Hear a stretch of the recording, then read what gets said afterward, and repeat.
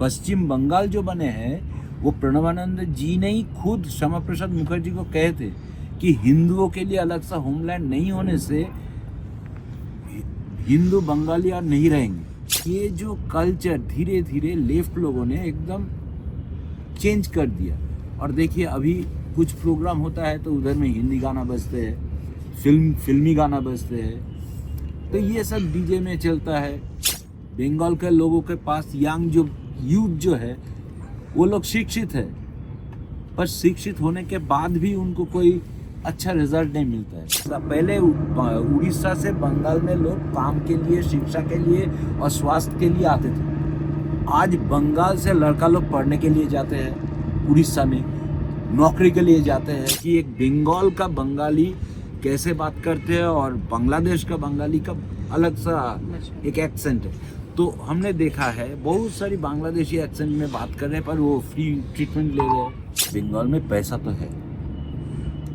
परमहंसदेव ने एक बात कही थी, टाका माटी माटी टाका।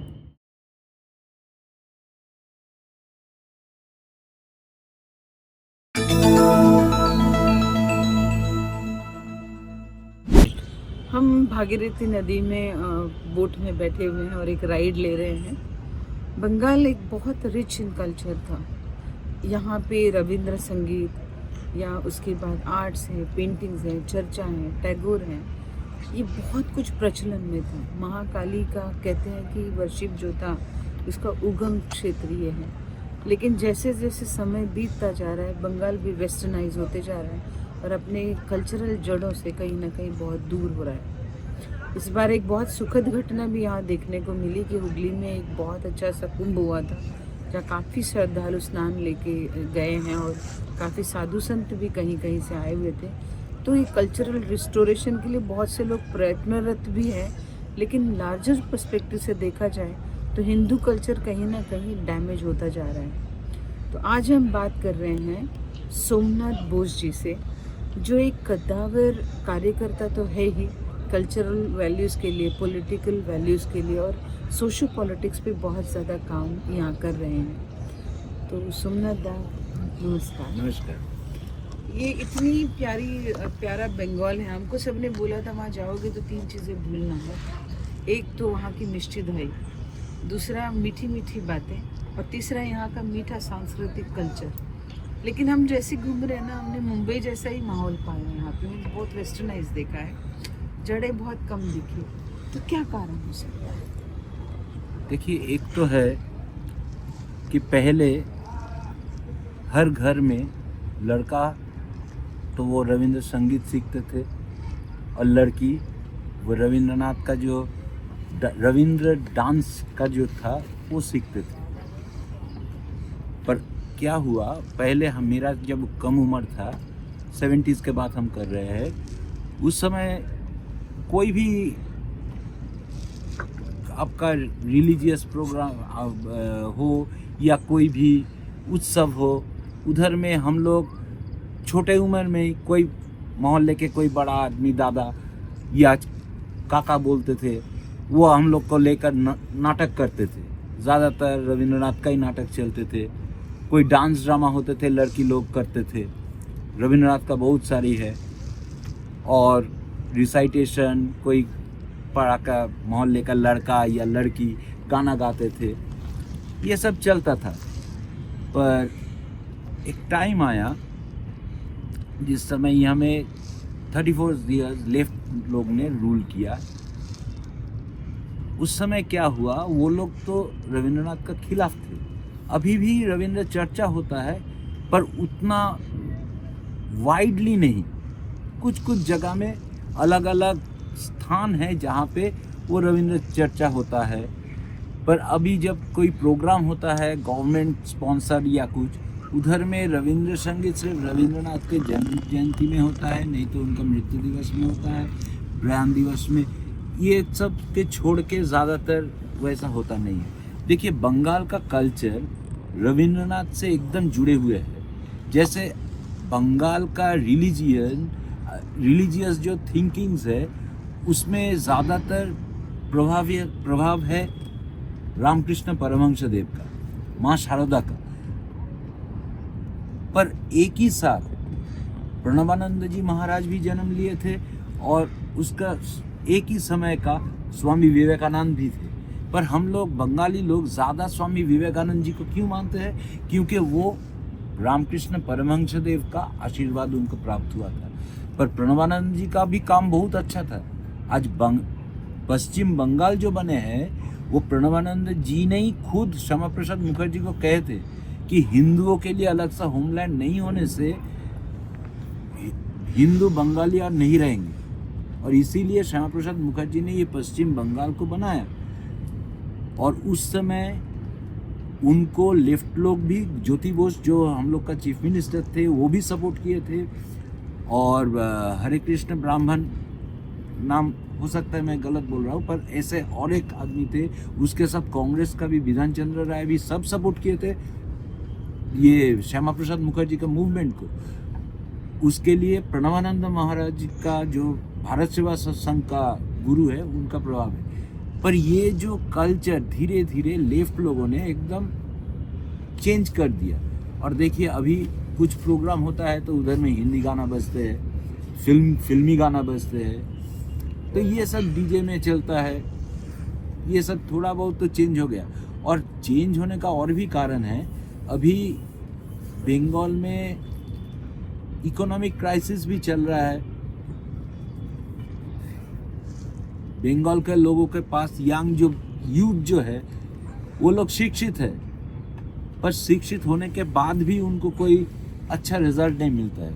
मेरे एक भांजा है जो बंगाल में नौकरी करते थे आईटी फर्म में, उनको यहाँ में जो मिलता था, मुझे जितना जानकारी 28,000, अभी वो चला गया बेंगलोर में, उनको 52,000 मिलता है एक ही काम। मैं ये पूछना चाहती हूँ कि बहुत से बंगाली जो है आपको शहरों में मिलेंगे, कलकत्ता से बाहर मिलेंगे। तो जब बहुत पढ़े लिखे बंगाली लोग बाहर जा रहे हैं तो इससे स्टेट का क्या नुकसान है? ब्रेन ड्रेन तो हो ही रहा है। देखिए क्या हो रहा है, आज ही सुबह हम लोग के घर में एक लड़का, वो जो पैकेजिंग डिलीवरी करता है ना, वो लेके आए थे मेरे सामने वाले फ्लैट में। तो ऊपर से उतर रहा था, उसके पास फ़ोन आया। उन्होंने वो फ़ोन में किसी को जियोमेट्री का थ्योरम समझा रहा था। मतलब वो शिक्षित है, पर वो क्या उसका नौकरी क्या है, काम क्या है, वो अभी डिलीवरी कर रहा है। आपको जिस जगह होना चाहिए उसको अगर नहीं होंगे तो ये तो हम लोग का लॉस है ना। कौन सी सरकार सबसे बेस्ट थी यहाँ पे? देखिए ऐसा जो डेवलपमेंट हुआ था वो विधान चंद्र राय का समय ही हुआ था, क्योंकि उस समय बंगाल का इंफ्रास्ट्रक्चर भी उस समय के लिए ठीक था। और उस समय विधान चंद्र राय जो गवर्नमेंट चला रहा था, सेंट्रल में भी उसकी ही सरकार थी। मुझे जितना मेरा विचार है, स्टेट का सही डेवलपमेंट तभी हो सकता है जब इस सेंट्रल और स्टेट एक ही सरकार का हो। क्योंकि ज़्यादातर बंगाल में देखा है, देखिए 34 years of left front rule and 15 years of TMC rule. Left front parliament में कांग्रेस का कभी अपोज नहीं किया। पहली बार न्यूक्लियर प्रोलिफरेशन ट्रीटी में उन्होंने अपोज किया था, वो एक ही बार किया था। आज तो बंगाल में लेफ्ट फ्रंट और कांग्रेस गठबंधन करके चुनाव लड़ते हैं, पर उसी समय अगर गठबंधन करते 34 years में कांग्रेस के साथ, तो बंगाल का तो डेवलपमेंट हो सकता था। उस समय वो लोग बंगाल और सेंट्रल को लेकर लड़ते रहे, तो बंगाल का कुछ हो नहीं पाए। अभी के पॉलिटिकल सेंटिमेंट्स क्या है? अगर रिसेंट पॉलिटिकल सेंटिमेंट्स की हम बात करेंगे तो अभी यहाँ के पॉलिटिकल सेंटिमेंट्स क्या कहते हैं? देखिए अभी जो पार्टी यहाँ रूल कर रहे हैं, 15 साल बहुत समय है, चला गया। 15 साल में उनको अगर डेवलपमेंट का सही ढंग से करना था तो उनको डेवलपमेंट के लिए कुछ कंप्रोमाइज सेंट्रल के साथ करना पड़ता था। उन्होंने कंप्रोमाइज नहीं किया, क्योंकि जब सरकार बंगाल में बने थे 2011 में, उस समय कांग्रेस के साथ गठबंधन करके ही टीएमसी सरकार में आए थे, और उस समय सेंट्रल में भी यूपीए था और यूपीए में टीएमसी भी थे। तो उनको तो डेवलपमेंट के लिए यूपीए गवर्नमेंट के साथ गठबंधन करके बंगाल के लिए कुछ फैक्ट्री वगैरह ले आना चाहिए था, पर उन्होंने नहीं किया। 2 साल के बाद ही कांग्रेस के साथ गठबंधन टूट गया है बंगाल में, तभी से वो सेंट्रल के साथ लड़ते रहे। आप देखिए, हम लोग का पड़ोसी स्टेट 25 साल एक ही चीफ मिनिस्टर थे, नवीन पटनायक, उनका किसी के साथ गठबंधन नहीं था, पर जो भी सेंट्रल में है उनके साथ दोस्ती का हाथ बढ़ा। और आज देखिए, उड़ीसा हम लोग से बहुत पीछे थे, आज हम लोग के साथ नहीं आगे चले गए। आज पहले उड़ीसा से बंगाल में लोग काम के लिए, शिक्षा के लिए और स्वास्थ्य के लिए आते थे। आज बंगाल से लड़का लोग पढ़ने के लिए जाते हैं, उड़ीसा में नौकरी के लिए जाते हैं। साउथ बंगाल का जो वेस्टर्न स्टेट्स है, डिस्ट्रिक्ट्स है, वहाँ से ट्रीटमेंट के लिए भी जा रहे हैं। इसका मतलब क्या है? हम लोग पीछे पड़ गए, क्योंकि हम लोग का डेवलपमेंट सही ढंग से हुआ नहीं। आज आप सोच के देखिए, कोई भी स्टेट भारत में दादा 15 साल में कुछ भी डेवलपमेंट नहीं हुआ। हाँ, हुआ है। 15 साल में कुछ तो अच्छा काम हुआ है। पहले बंगाल का जो रास्ता था, सड़क, उसका इतना बुरा हाल था कि कलकत्ता शहर से बाहर जाने के लिए हम लोग को सोचना पड़ता था। वो हुआ है। दूसरा जो है, कलकत्ता शहर नीट एंड क्लीन हुआ है। तीसरा जो हम कहना चाहते हैं, बहुत सारी हेल्थ सेंटर्स बने, पर वो हेल्थ सेंटर्स में बिल्डिंग तो बना है, पर उसका प्रॉपर सर्विस देने के लिए डॉक्टर नर्स का कमी है, दवा का कमी है। ये सब बना है, पर एग्जीक्यूशन की कमी, एग्जीक्यूशन नहीं, फंड की कमी है। मुझे जो लग रहा है, एग्जीक्यूशन करने के लिए सब कुछ तो रेडी है।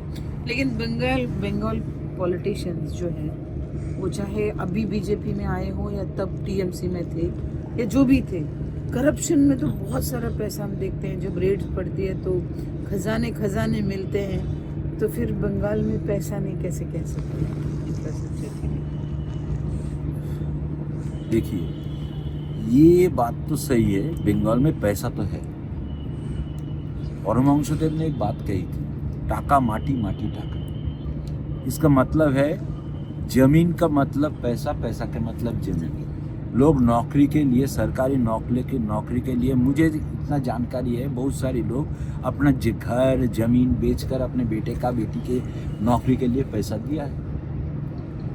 उसका जो लगभग उनका 10 बीघा जमीन थे, 5 बीघा बेच दिया, बेटा का या बेटी का नौकरी हो जाएंगे, वहाँ से हम लोग ठीक से चल पाएंगे।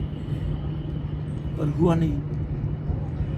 बंगाल में अभी नौकरी देने का लिए बहुत वैकेंसी पड़ा हुआ है। लगभग 1,26,000 सिर्फ पुलिस में नौकरी खाली है, जितना मेरे जानकारी है। दूसरा 6 लाख लगभग गवर्नमेंट ऑफिशियल जॉब्स खाली है। 3.5 लाख गवर्नमेंट टीचर्स खाली है। ऐसा बहुत सारी ऑलरेडी ऑप्शंस है, पर क्यों नहीं हो रहा है? क्योंकि सरकार के पास पैसा नहीं है। सरकार के पास पैसा नहीं है। आप सोचिए, आज पूरा देश में 58% डीए चल रहा है, हम लोग 18%। लेकिन इसमें सरकार का ये कहना भी था कि सेंट्रल गवर्नमेंट से जो फंड्स आने चाहिए थे स्टेट में, वो भी बिकॉज एक सेम वेवलेंथ की पार्टीज ना होने की वजह से वो फंड्स नहीं आ रहे। मेरा कुछ दूसरा सोच है। ये सरकार कुछ दिन पहले कोई आरटीआई करके निकाले है, सिर्फ अभया केस जो रेप एंड मर्डर हुआ था आरजीकर में, उस केस के लिए 88 करोड़ वकीलों को दिया सुप्रीम कोर्ट। तो सरकार हर कोई भी चीज हो उसको लेकर कानूनी आगे बढ़ते हैं, कानूनी दाव पैच करते हैं। तो अगर केंद्र नहीं दे रहा है, हम मान ले केंद्र नहीं दे रहे, तो तुम क्यों सुप्रीम कोर्ट में नहीं अपील कर रहे हो? तुम सिर्फ स्टेज में खड़ा होकर बोल रहे हो सुप्रीम कोर्ट नहीं दे रहा है, सुप्रीम कोर्ट नहीं दे रहा है। अगर सचमुच नहीं दे रहा है तो तुम पूरा डॉक्यूमेंट्स लेकर सुप्रीम कोर्ट में अपील करो कि हम लोग का ऐसा तो करना नहीं चाहिए, क्योंकि सेंट्रल गवर्नमेंट का जो रूलिंग जो पार्टी है वो इस पार्टी को पसंद नहीं करते। हम मान लेते हैं पसंद नहीं करते, इसीलिए तो तुम रोक नहीं पाओगे, क्योंकि तुम गवर्नमेंट एक गवर्नमेंट के देंगे। इधर में कोई पॉलिटिकल राइवलरी नहीं होना चाहिए। अगर सच है, तुम्हारा बात सच है, तो तुम सुप्रीम कोर्ट में जाओ, अपील करो। As a Bengali, as a citizen of Bengal, कभी आपने ये सोचा कि इस बारे में सोचा जाए कितना तथ्य है इसमें और फिर इसकी जवाबदेही मांगी जाए? या पब्लिक जो है, जो सामाजिक कार्य कर रहे हैं, उन्होंने कोई PIL वगैरह डाले हैं कि जिससे पता चले कि तुम्हारे हक का पैसा तुम्हारे स्टेट में क्यों नहीं आ रहा है, या ये केवल पॉलिटिकल भाषणबाजी बन के रहेगा? क्योंकि कुछ पैसा नहीं आया। क्यों नहीं आया?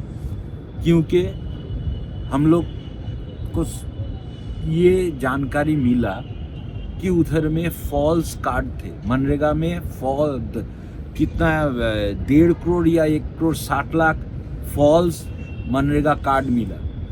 राशन में कितना करोड़ फॉल्स राशन कार्ड मिला। तो ये सब बंद कर दिया, इसीलिए पैसा। फिर और एक बात, सेंट्रल कहता है, ये कहता है देता नहीं है, सेंट्रल कहता है हम तो देता है। अभी पहले जैसा नहीं है, तुम मांगोगे नहीं दिया जाएगा। तुमको जो दिया जाएगा वो खर्च किया, तुम दिखाओ हमको, हम फिर से देंगे। पार्ट पेमेंट करता है सेंट्रल गवर्नमेंट अभी। तो पहले जो 30% हमने दिया है उसका सही ढंग से खर्च हुआ, उसका रिपोर्ट मेरे पास। यूटिलाइजेशन रिपोर्ट तुमको देना पड़ेगा। ये यूटिलाइजेशन रिपोर्ट नहीं देता है, इसलिए नहीं मिलता है। मुझे ये बताइए, अभी एक बड़ा मुद्दा है यहाँ पे बांग्लादेशी अतिक्रमण। तो जितने भी घुसपैठे हैं यहाँ पे बांग्लादेश से आए हुए हैं, तो NRC अगर होगा तो आगे आप बंगाल का फ्यूचर कैसे देखते हैं? देखिए, NRC होना, बंगाल का फ्यूचर छोड़िए, देश के फ्यूचर के लिए सिक्योरिटी पर्पस NRC होना ज़रूरी है। क्योंकि देखिए, जो भी ये सब हम लोग को जो सब्सिडाइज चीज़ मिलता है गवर्नमेंट से, या सेंट्रल हो या स्टेट, ये देश का आम जनता के लिए है, विदेशियों के लिए नहीं है। पर ये दिखाई जाता है कि हम लोग का स्टेट में, इधर में ही हम लोग क्रॉस करके आया है शंभुनाथ पंडित हॉस्पिटल। हम एक समय किसी को लेकर उधर में बार बार आ रहे थे, वो उसका माताजी भर्ती थे। उस समय हमने देखा, बातों से उनको देखा जाता है कि एक बंगाल का बंगाली कैसे बात करते हैं और बांग्लादेश का बंगाली का अलग सा एक एक्सेंट है। तो हमने देखा है बहुत सारी बांग्लादेशी एक्सेंट में बात कर रहे हैं, पर वो फ्री ट्रीटमेंट ले रहे हैं। तो ये तो नहीं होना चाहिए ना। तो आपको ये कहना है कि बंगाल का जो रिसोर्स है वो इन लोगों के इरोड हो रहा है, चोरी हो रहा है। ये तो देखिए, अगर 100 रुपया आए हैं, 100 रुपया 10 के भीतर बांटे तो 10 रुपया करके मिलता है। अगर 100 के 25 लोगों में बांटे तो 4 रुपया करके मिलेगा। वही तो हो रहा है। चलो, हम सीरियस बातों से ना थोड़ा लाइटर साइड में आते हैं कि अब बंगाल और आपके बचपन का बंगाल, इन दोनों में अगर मैं फ़र्क जानना चाहूँ तो एक शब्द में आपका क्या आंसर रहेगा? बचपन का बंगाल और आज का बंगाल, आसमान जमीन। सबसे आपका फेवरेट पॉलिटिकल नेता बंगाल का कौन है? बंगाल का सबसे फेवरेट पॉलिटिकल नेता, चाहे वो पहले के भी हो सकता है, पहले भी कि, पर वो पॉलिटिकल नहीं थे, सुभाष चंद्र बोस फेवरेट हैं आप? हाँ। अभी करंट में कौन है जो जीवित है उनमें? बंगाल में, बंगाल में नेता कहाँ है? अब बोलिए तो। आप बताएंगे ना, आपका बंगाल है। बंगाल में अभी जो मैस के साथ है उसको ही लीडर कहते हैं। बंगाल में दोनों आदमी है, एक आदमी और एक औरत है जो मैस के साथ है, पर एक इरोडिंग में है, एक ब्लूमिंग में है। एक है शुभेंदु अधिकारी जो बीजेपी के लिए काम कर रहा है, वो ब्लूमिंग है, उसका ग्राफ बढ़ रहा है जितना मेरा अनुभव है। स्टडी है। और ममता बनर्जी मैस लीडर है, उसका ग्राफ धीरे धीरे घटते जा रहा है। आपके फेवरेट कौन है दोनों में से? देखिए, मैं नेशनलिस्ट फीलिंग्स को पसंद करते हूँ, इसीलिए जो नेशनलिस्ट पार्टी के साथ रहेंगे, राष्ट्रवादी दल, उसको ही हम पसंद करेंगे, शुभेंदु अधिकारी को ही पसंद करेंगे। बंगाल की कौन सी मिठाई सबसे ज़्यादा पसंद है आपको? शिव जी को दिया हुआ पेड़ा। बस वो कि यहाँ खास होता है कि जो नहीं, वो तो बंगाल का मिठाई हमको अच्छा नहीं लगता है, क्योंकि बहुत ज़्यादा मीठा होता है। थोड़ा बहुत जो लाल सा पयोधी दही कहते हैं वो हमको पसंद होता है, पर हमको मीठा अच्छा नहीं लगता, हम मीठा कम खाते हैं। जब लोग आपको सुभाष चंद्र बोस जी का अंश कहते हैं या परिवार कहते हैं तो कैसे लगता है? देखिए, ये मेरा सौभाग्य है, उनका परिवार में मेरा जन्म हो गया, इसमें मेरा ऊपर वाला को हम धन्यवाद करते हैं बार बार। क्या रिलेशन था आपका? कैसे उनके परिवार? मेरे दादाजी का वो भाई थे, मेरे दादाजी, उनका सुरेश चंद्र बोस, मेरे दादाजी वही एक आदमी थे जो पहले दिन से नेहरू के खिलाफ थे, क्योंकि नेहरू ने प्रमाण करना चाहा कि प्लेन क्रैश में उनका निधन हो गया, पर उन्होंने पहले दिन से, उन्होंने पहला शाहनवाज कमेटी का जो नाम था, नेताजी इंक्वायरी कमेटी, उनमें उन्होंने पहले दिन से बोला कि प्लेन क्रैश हुआ ही नहीं तो उनका निधन कैसे हो, और उन्होंने अपोज किया। इसके लिए नेहरू जी ने उनको बहुत टॉर्चर किया था, उन्होंने खुद बनाए थे, साइन तो नहीं किए थे, विधान चंद्र राय ने उनको बहुत सारी दबाव डाले, उनको 2 साल छुप के रहना पड़ा। दूसरी बात, उनका पहले पब्लिकेशन डिसेंशियंट रिपोर्ट का पूरा पब्लिशिंग हाउस से लेकर, उस समय विधान चंद्र राय का कांग्रेस था, उनका लोग जाकर उनको जला दिया, दूसरी एडिशन उसको बैन कर दिया। वही दूसरे एडिशन का एक कॉपी हमने मोदी जी को दिए थे। दादा, एक आखिरी सवाल आपसे पूछना है कि सुभाष चंद्र बोस जी का कोई एक गुण आपने कैरी किया जो आपको लगता है कि वो विरासत में आपको मिला? देखिए, सुभाष चंद्र बोस का गुण का अगर एक कण भी मेरे पास होता तो हम धन्य हो जाते, पर हम हर वक्त कोशिश करते हैं कि मेरे कारण उनका कोई बदनाम ना, क्योंकि हम उनका परिवार से।